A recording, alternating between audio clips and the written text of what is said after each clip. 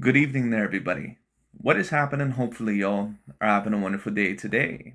So, when it comes down to it, I thought, of course, that I would review this little video that I found to be very particularly interesting. And this is going to be a video by the boxing channel known as DontaesBoxingNation. And of course, I like to review a multitude of videos from a multitude of other channels. And the reason why I like to do this once again is to address certain narratives overall and certain double standards or just certain stories overall, once again, that go around that of the boxing scene or that of the boxing world. Many people that come on my channel and they say, you make a lot of very good and a lot of very intelligent points, but why do you focus so much on commenting on other channels? And to a degree, I understand why they ask that. Because, of course, when you focus too much on other channels or when you focus too much on another man's career, it, of course, can come across as hatred or obsession or or something overall to where it's a little bit unhealthy, or it can come across as hating.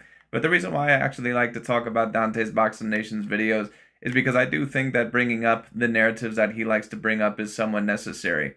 And of course, one of the fighters that we do know that Dante's Boxing Nation has loved to try to tear down for basically the past decade has been that of Mr. Saul Canelo Alvarez. And of course, on the other side of the coin, one of the fighters that he's been trying to uplift now for many years has been that of Mr. Terence Bud Crawford. Well, the truth is of the situation about both of those fighters is that both of those fighters are all-time great level fighters. And when you talk about the debate about who is debatably greater than that of the other fighter, there's going to be certain things overall that either one of those fighters have over the other. When you want to talk about dominance, maybe you would talk about Terence Bud Crawford, but that's a little bit hard to kind of talk about, at least in completion, because whether people want to talk about it or not, people can like it or not, Terence Bud Crawford does not have this all-time great resume. And Dante's Boxing Nation and all the Terence Bud Crawford fans, they can tell you this in all the all the bullshit in the world about how he fought these dangerous killers. But the truth of the matter is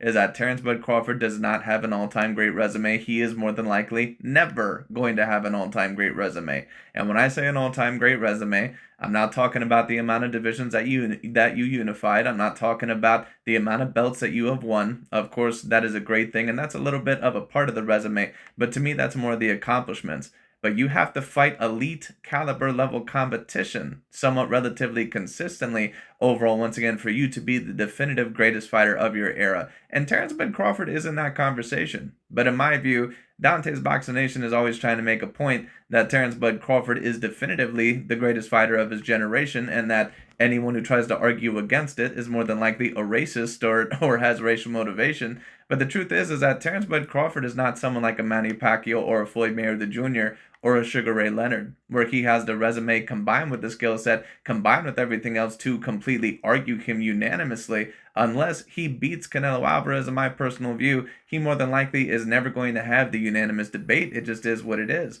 Because when you take a look at Canelo Alvarez, Canelo is already a 4-weight division champion. He's unified a weight class as well. And on top of that, when you talk about the amount of A-grade level fighters, I mean, it's really just not even close.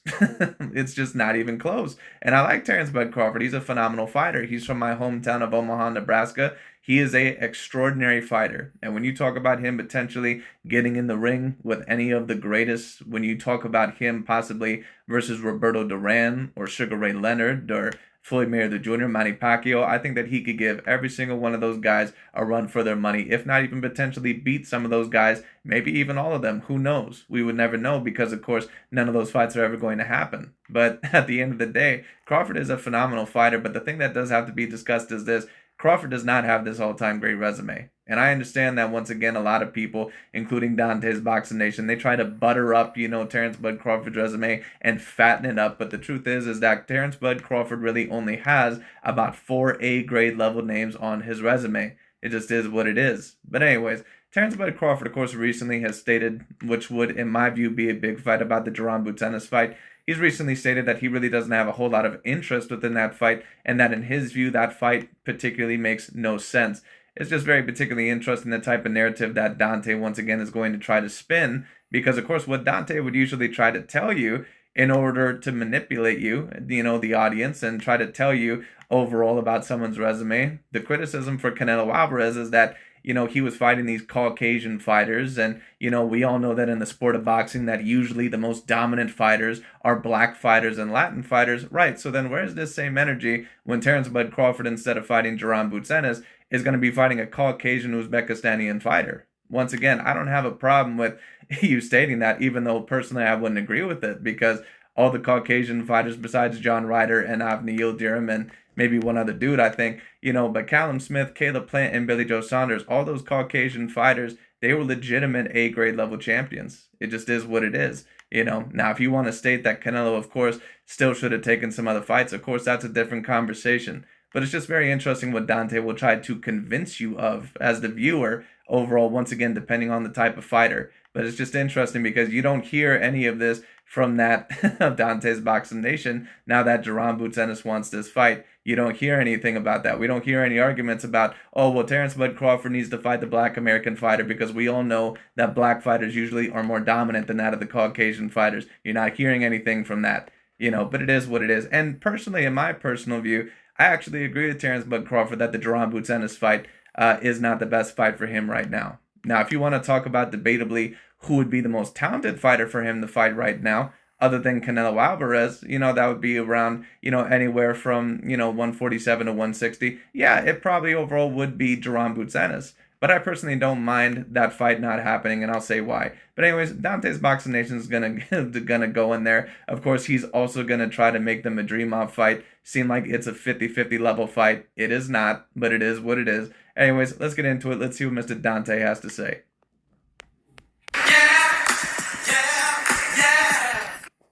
I'm looking at the fight that makes the most sense, and that's not Boots. Canelo is going to bring way more to my legacy, way more to my bank account, because at the end of the day, when boxing is done with, what will we have? Mm-hmm. I want to have a legacy that's something that people talk about for the ages. And not only that, I want to have a bank account that will last for ages as well. And let me tell you what, really quickly, I do not personally disagree with Terence Bud Crawford. Now, of course, a lot of people, they may be taking a look at it and saying that Terence Bud Crawford, he knows damn well that Jaron Ennis more than likely would be a bigger threat than Israel Madrimov, and that's very possible. But at the end of the day, I don't really mind, because Terence Bud Crawford pretty much did everything that he needed to do at the 147-pound weight class. And on top of that, he unified the division in completion. And of course, I don't really mind Terence Bud Crawford moving up the weight class, because he was able to beat the guy that pretty much everyone said that he needed to fight to not only win over that division in completion, but he fought the guy that everyone really needed to say that he needed to fight in order to pretty much tie together his career. Because like I stated about Terence Bud Crawford, even though he is an all-time greatly skilled fighter, without that Errol Spence Jr. win, his resume was severely lacking elite level names. Severely lacking. Dante's Boxing Nation, what's going on, guys? So you heard Terence Crawford right there. He just said it doesn't make sense to fight Jaron Ennis. It makes much more sense to fight against Canelo Alvarez. And what that is Terence Bud Crawford's way of saying is that if I'm ever going to be remembered as the Floyd Mayweather Jr. of my era, or if I'm ever going to be remembered as debatably the greatest fighter of all time, I'm going to have to try to get through Canelo Alvarez. Because Canelo Alvarez is looked at as debatably the greatest fighter of this generation. He's one of the 3 to 4 kings of this era, right up there with Crawford and Usyk, and in a way he's right up there with every single one of those guys, the guys that have pretty much withstood the test of time. Canelo Alvarez is up there as any of those guys. You could debate that this is the Canelo Alvarez era in terms of who is the greatest fighter of this generation. So, of course, the Canelo and Crawford fight, I think that is very intriguing for Crawford, because not only, of course, is that a humongous money fight for anyone who faces Canelo Alvarez, but Canelo, of course, is looked at as a guy that is debatably the best fighter of this era. When you talk about resume for any fighter, throughout this era, of course, barring Mayweather and Pacquiao, because they were starting to age, a little bit by the time that Canelo was starting to really hit his stride or his absolute peak. Canelo Alvarez, for the Crawford and Canelo and Usyk and Inoue and Lomachenko and, Golovkin and whatever other era you want to talk about, or whatever other fighter you want to talk about throughout this era, Canelo Alvarez hands down has the best resume out of all of them. Let me just start by saying this. If you guys have been paying attention and been following Terence Crawford's career, he has always been very consistent with fighting for legacy. When Terence Crawford... Well, Terence Bud Crawford, I think, has tried to fight for legacy, but we also do need to address this. And this is why I wanted to talk about this video, because Dante's Boxing Nation, once again, he always claims all this shit about how honest and objective that he is, but he leaves out a lot of information when it suits him. He's very disingenuous. The fact does have to remain that Terence Bud Crawford at one point in time refused to fight Sean Porter because he said that that fight doesn't make sense, even though he wasn't getting any other fights, from that of the possible PBC. He also could have signed with the PBC a very long time ago in order to get some of those bigger fights. Not saying that he was avoiding those fighters, but he certainly could have made it much easier on himself, kind of like what Demetrius Andrade didn't do when he also didn't sign with the PBC. So some of Crawford's lack of big fights in his career, whether he meant to do it or not, it does have to go a little bit on him, because he refused to sign with the company that really would have helped him out in terms of probably setting up some of those big fights. If Crawford had names like when Kell Brook overall was a champion, or if he had Danny Garcia, or a couple of other guys, maybe even a Mikey Garcia. Now, that being said, Mikey would have never fought Terence Crawford in the first place because because Mikey Garcia never fought any big fighters pretty much in his career. But it is what it is. But anyways, had Terence Bud Crawford even had, 2 or 3 more A-grade names on his resume, he'd be looked at overall as a lot better, at least in terms of his resume, than what he is right now. Crawford fought Errol Spence. It was the biggest fight in the entire sport of boxing. Both Terence Crawford and Errol Spence were considered top 5, pound for pound, one of the best fighters in the world. It was truly the closest thing to a modern-day Sugar Ray Leonard versus Tommy the Hitman Hearns. I would somewhat agree with that. Terence Crawford had already mapped out what he wanted to do before he even fought Errol Spence. He had already said he's going to beat Errol Spence, and then he's going to move up to 154 and become a 3-division undisputed champion. Crawford said he wanted Errol Spence, and then he wanted to move up to 154 and beat Jermell Charlo. Now Jermell Charlo... That would have been a great fight, but to be honest with you, I don't think Jermell Charlo really has much interest in that of Terence Bud Crawford.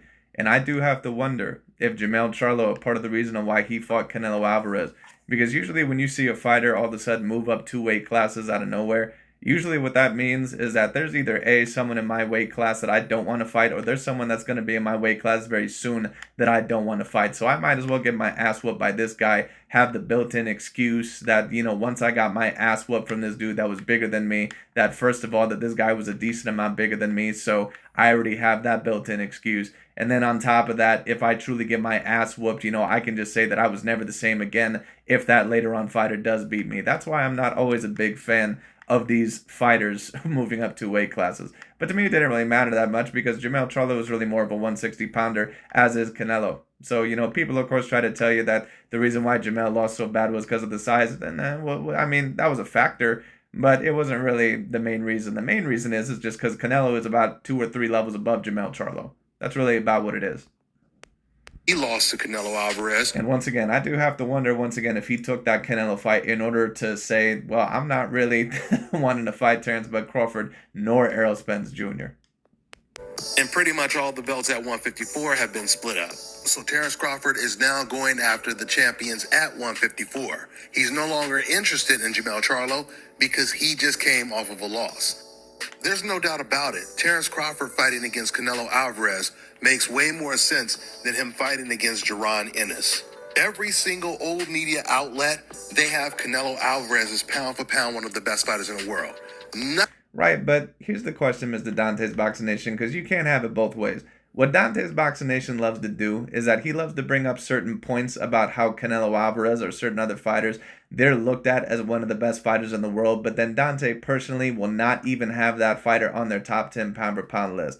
So you can't always do this shit where you love to demean Canelo Alvarez to such a degree and say how limited of a fighter he is and blah, blah, blah, and all this other stuff, and how he's super overrated and really just this average Mexican fighter. But if Crawford ends up beating Canelo Alvarez, you want to claim Terence Bud Crawford as the greatest fighter of all time. That's not how it works. And that's why this Terence Crawford and Canelo Alvarez situation, it's annoyed me a little bit, because at the end of the day, if you want Terence Bud Crawford to fight Canelo Alvarez or that fight to happen, no problem. But then what that means is that you're also going to have to give Canelo Alvarez some of the rewards. You don't have to give Canelo Alvarez maybe as much credit as what a Terence Bud Crawford would get overall if, of course, Canelo ends up beating Terence Bud Crawford. But at the end of the day, overall, you're gonna have to give Canelo some credit, especially if allegedly you think he's this limited Mexican fighter. It just doesn't make any sense. So, here's the thing for me. If you want this fight to happen so bad, no problem. But then if Canelo Alvarez ends up beating Terence Bud Crawford, at the end of the day, Canelo really is not a natural 168 pounder anyway. We already know this. He's really more of a natural 160 pounder. He's a guy that's 5'7" with a 71-inch arm reach. Crawford is actually taller and lengthier than Canelo Alvarez. So if Canelo Alvarez ends up beating Crawford, which he should, of course, because of the girth and because of the size, but if he ends up beating Terence Bud Crawford, no problem. But then what that means is that Canelo Alvarez is then going to have to be talked about within the likes of Marvin, Hagler, and some other guys like that. He has to be. Because not only did Canelo Alvarez become a 4-weight division champion and unified within one weight class, but on top of that, he was able to beat a guy overall that was looked at as debatably the Sugar Ray Leonard of his generation. Now, of course, he was not able to beat Floyd Mayweather Jr., but Canelo Alvarez is looked at a better point in his career right now than what he was back then. And that's not me stating overall that, of course, that Canelo even now would 100% beat Floyd Mayweather Jr. I believe that Floyd is a better and a greater fighter than Canelo, and that shows a lot in my view. That tells a lot because Canelo, in my view, is a phenomenal fighter and an exemplary fighter. But, I do believe that Floyd is about a level above him. But, it is what it is. But once again, if that fight happens, no problem. But then what that means is that you're also gonna have to give Canelo some sort of credit if he ends up winning that fight. Don't just play this bullshit overall where you want that fight to happen so bad because you want Terence Bud Crawford to reap all the possible rewards, but you're not willing to give Canelo Alvarez any credit whatsoever. That's a big part of the reason why Canelo Alvarez was so hesitant to possibly take this fight, because he already sees the play, he already sees the game, which is what a lot of people are going to do. None of them have Jaron Ennis as pound for pound one of the best fighters in the world. Not to mention the stuff that race fans and old media say about Canelo Alvarez by way of contrast. Hell, Fernando Vargas, he came out and said that Canelo is the greatest Mexican fighter of all time. He debatably can be the greatest Mexican fighter of all time, and people, once again, they may not like that, but yes, Canelo is in that conversation. He is. People can like that, they can not like that. When you talk about his dominance, when you talk about his skill set, when you talk about his resume, the amount of championships that he has won in the amount of weight classes, the unification of a division, him beating guys that are actually lengthier and bigger than him, even if they're A-grade level fighters, being 5'7" with a 71-inch arm reach, winning from 154 all the way up to 175. Yes, Canelo Alvarez is in that conversation as the greatest Mexican fighter of all time. He just has to be. You cannot have all those accomplishments and the skill set that he has overall and not be in that conversation. Okay? Just is what it is. But once again, it's just interesting that Dante says that because once again, you want to claim that Canelo Alvarez is so limited as a fighter. Well, if Canelo is so limited as a fighter, why doesn't Terence Bud Crawford fight, the more dominant black fighter in Jaron Ennis, or the guy that apparently is more skilled? Because all I hear from Dante is that Canelo Alvarez is so limited, and on top of that, that Canelo Alvarez is an overrated fighter. So then why have that fight? Have the Jaron Ennis fight. As Dante always tries to, say that black fighters are the more dominant, fighters within the sport of boxing. Okay, no problem. So go fight Jaron Ennis then. And he's still the undisputed champion at 168. Terence Crawford is trying to do what no boxer has ever done in the history of the sport. So it's not even for debate that the Canelo Alvarez fight makes way more sense than a Jaron Ennis fight. No, you can state that the Jaron Ennis fight makes more sense than the Canelo Alvarez fight. Now, I do tend to agree with Terence Bud Crawford. I see where he's coming from. But at the end of the day, Dante's Boxing Nation, if you're going to make these points overall about how Canelo Alvarez is so much bigger than Terence Bud Crawford, and that it's actually a legitimate 3 weight classes, which really it isn't, because once again, Canelo Alvarez is not a natural 168 pounder. He's really a natural 160 pounder. But, once again, if you're going to make all these points, then why would the Jaron Ennis fight not make more sense than a Canelo Alvarez fight? Once again, what this man wants overall is for Terence Bud Crawford to reap all the benefits and the rewards of a possible Canelo Alvarez win. That way, not only can he put another one of his favorite black fighters as one of the greatest of all time, and Crawford is one of the greatest of all time. I just don't think that I can put him up there quite yet with Mayweather and Pacquiao and some of those other guys. I just don't think that I can do it. Probably not even quite up there with Canelo as of yet, because he just doesn't have the resume. But, it is what it is. But Crawford, of course, is an extraordinary fighter. But, Dante, once again, these guys want this fight to happen. But, if Canelo Alvarez wins, they're not going to give him any credit. So once again, if you want this fight to happen, no problem whatsoever. But then what that means is that you're going to have to put Canelo Alvarez debatably, at the very least, as the best fighter of this generation, and at least within the same conversations, if not even above certain fighters like Marvin Hagler. You're going to have to do it. It is what it is. Many reasons. For starters, boxing is based on race, nationality, and pride.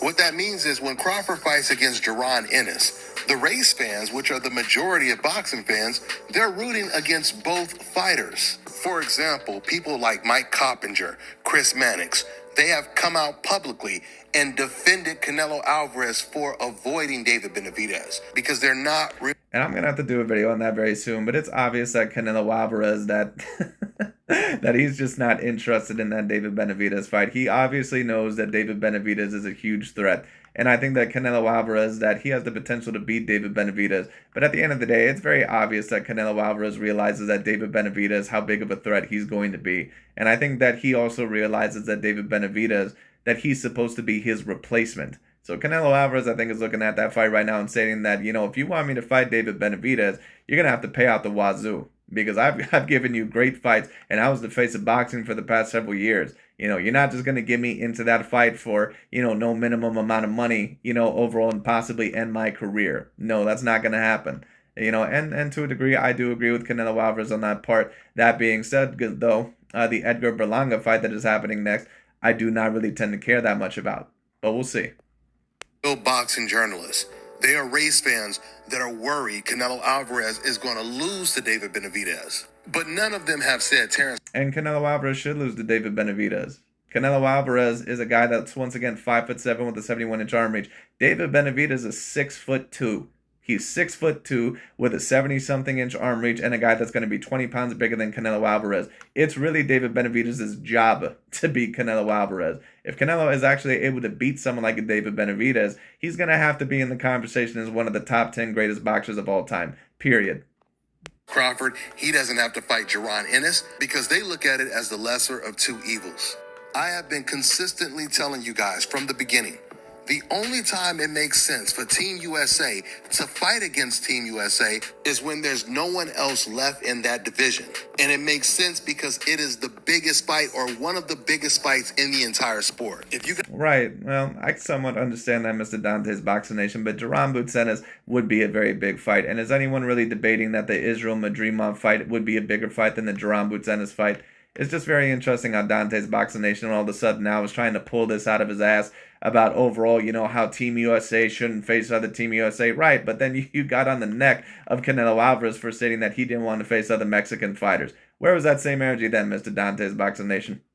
Guys, notice 4 or 5 years ago, I was never pushing for Terence Crawford to fight Errol Spence because there was a lot of unfinished business to do at welterweight for both fighters. I've always said they should fight against each other when they are the last two standing. Same thing with Gervonta Shakur Stevenson and Devin Haney. I was never pushing for them to fight against each other 4 or 5 years ago.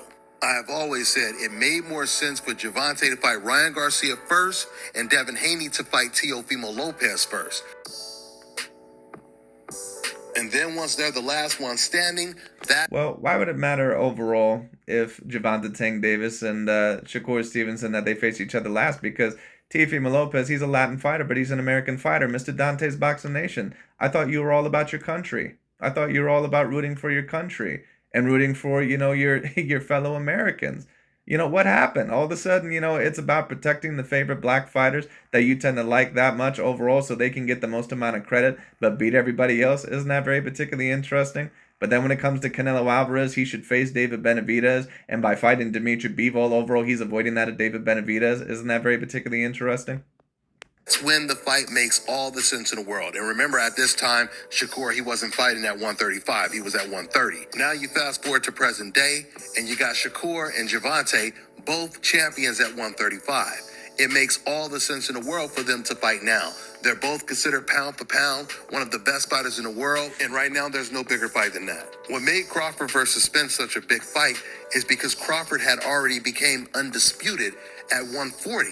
Then moved up to 147. and dominated the division, knocking out every single opponent he faced at 147. Yes, all those bums. Don't get it twisted. Crawford is a great fighter, but let's not act like he was just knocking out all those guys. He did not have the resume of an Errol Spence Jr. Spence actually did pretty much most of the heavy lifting within that weight class. People can like that, they can not like that. Okay? He did it with Kell Brook, when he was a champion and not completely washed up and had not fought at 147 years, the version that Crawford fought. He actually was able to beat that at Danny Garcia and Sean Porter when he was a champion. He was able to beat Mikey Garcia, of course, coming up in weight. And, of course, he was able to beat that of Yordenis Ugas. So Errol Spence pretty much did 100% of the heavy lifting within that weight class. Let me just give you guys a little bit more contrast when it comes to comparing Canelo's situation to him not fighting David Benavidez. For those of you guys who don't remember, David Benavidez, he was the champion at 168 before Canelo moved to 168. Unlike the Terence Crawford, Jaron Ennis situation.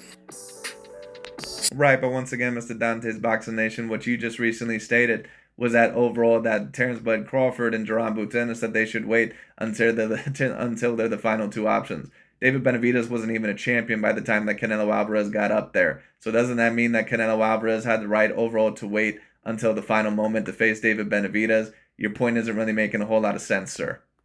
So David, he was the lineal champion. And it's so ironic because Canelo has been avoiding Benavidez for so long that race fans, they were trying to compare that situation to Terence Crawford versus Errol Spence because this is before. Well, the thing is with the Terence Bud Crawford and Jaron Boots Ennis situation, one thing I'll give Terence Bud Crawford is that he actually fought the guy that pretty much everyone was asking him to fight.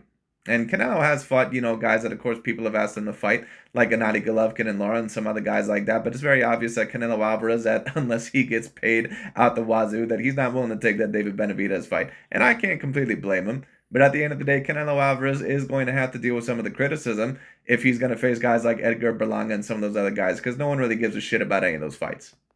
Or Spence and Crawford fought, right? They were saying, yeah, but you guys are not saying anything about Crawford versus Spence.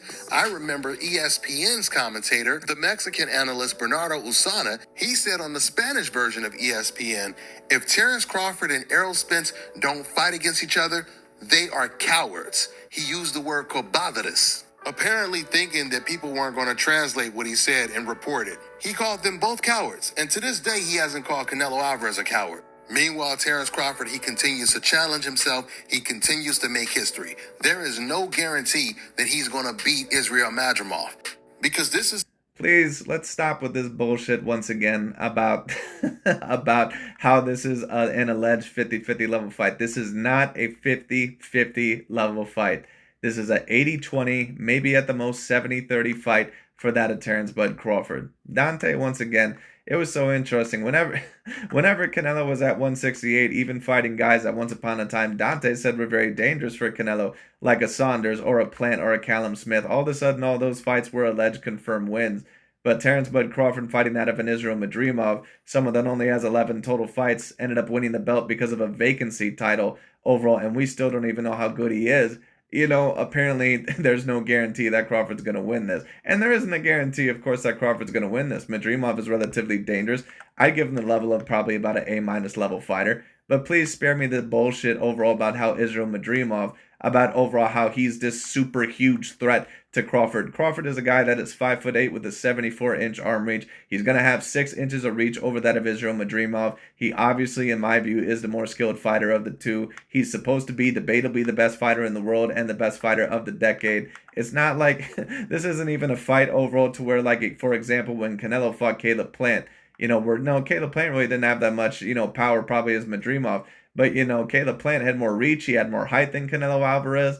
He had that at decent feats when it came down to it. He was swift. He was quick around the ring, and he could actually box. Like I don't even know if I would consider this fight as much, of a threat as what the Canelo versus Caleb Plant fight was. There's no offense, but, but people are really, in my view, they're talking about, the girth, of course, of Israel Madrimov. Well, is Israel Madrimov really going to be able to get in on Terence Bud Crawford as consistently as some people might think?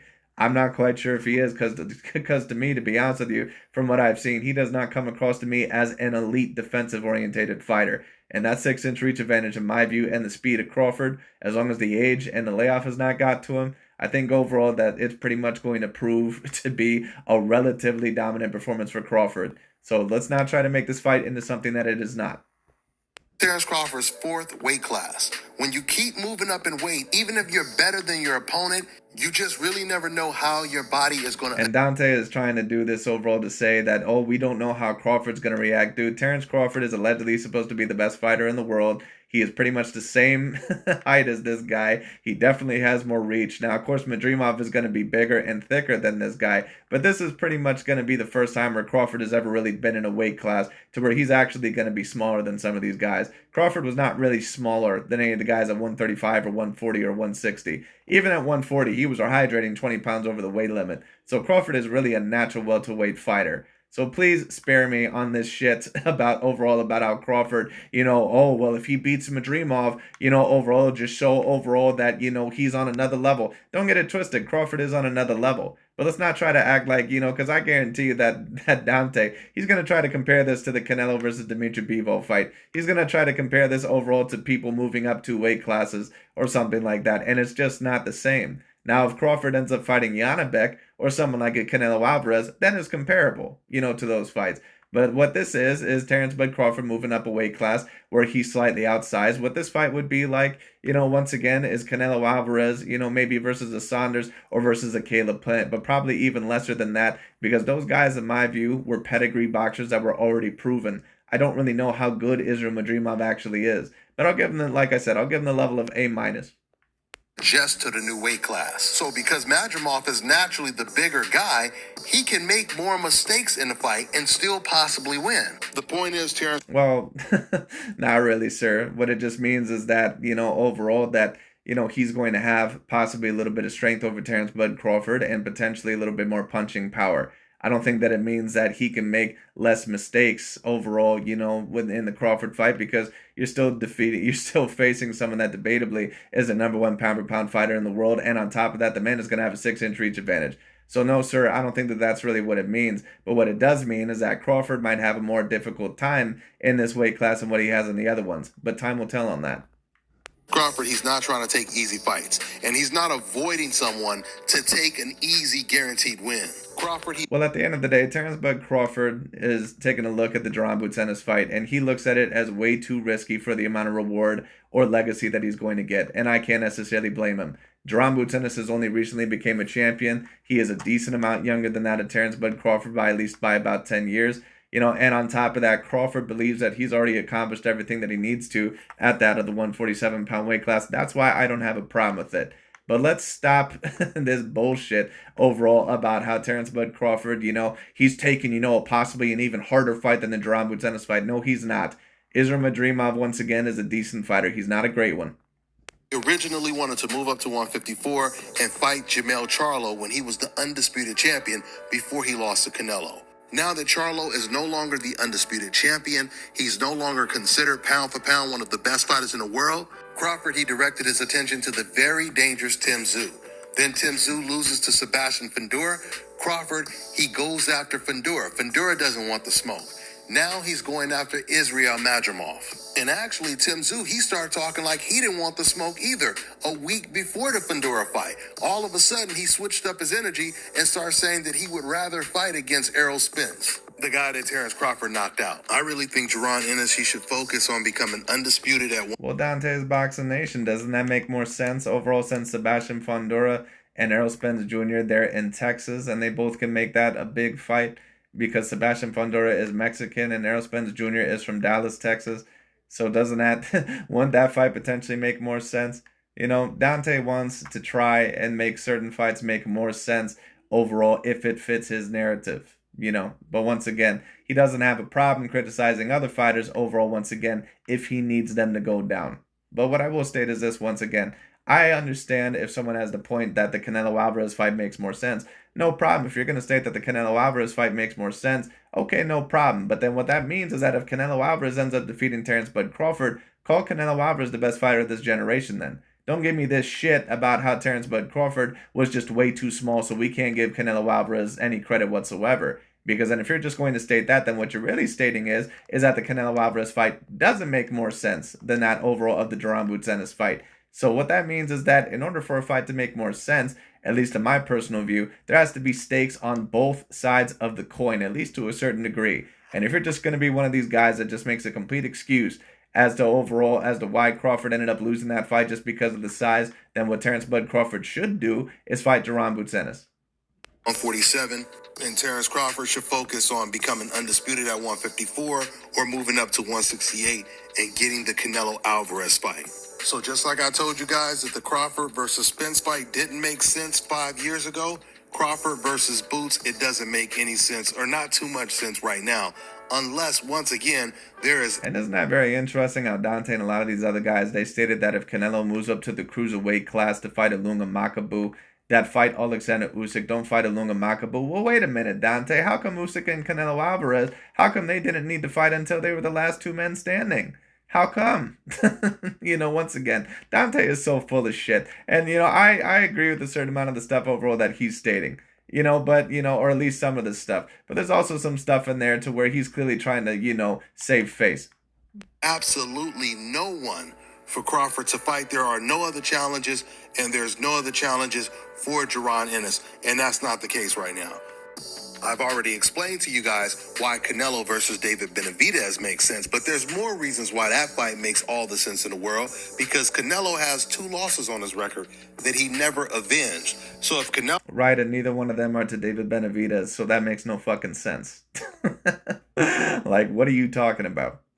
Canelo is not going to fight Bivol in a rematch, and he didn't fight Floyd Mayweather in a rematch. So outside of Canelo fighting against Terence Crawford, David Benavidez is the only fight that makes sense for him. And this is something else we can say for a fact. We all know that if Terence Crawford was moving up to, let's say, 154 and David Benavidez was there, we know that Terence Crawford would be aggressively going after David Benavidez. Well, how do we know that for sure, Dante? Because once again, it's no offense against Terence Bud Crawford, but there has been certain times in the past overall to where he probably could have went after certain fights a little bit harder than what he actually did. And I'm not going to state that he was avoiding those guys, once again, but Terence Bud Crawford, there were certain times, just like right now with Jaron Ennis, where, yeah, he probably could have took that fight, but he decided not to. But, to be fair, the Jaron Ennis situation is a little bit more understandable than when he was trying to make the point that the Porter fight didn't make any sense. Not to mention, David's style is tailor-made for Terence Crawford if they were close to the same weight, like Canelo Alvarez is.